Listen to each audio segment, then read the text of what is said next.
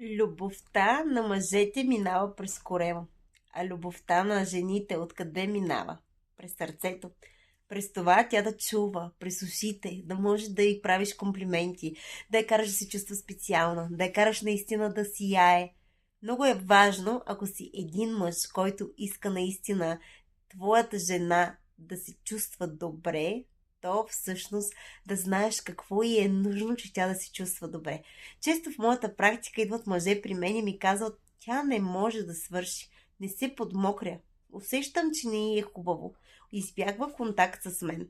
Разбира се, защото не знаеш как да я предразположиш.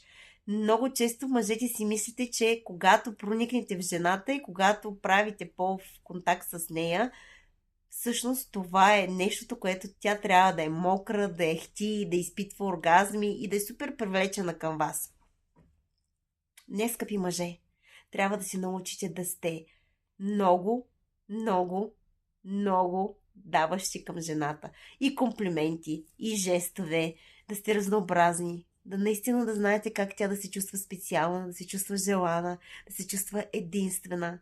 Следващото нещо, което много грешите вие мъже, това е, че мислите, че половият контакт е само вкарването и изхвърлянето на семена течност. За тези мъже обичам да казвам, че просто изкихват своите пишки.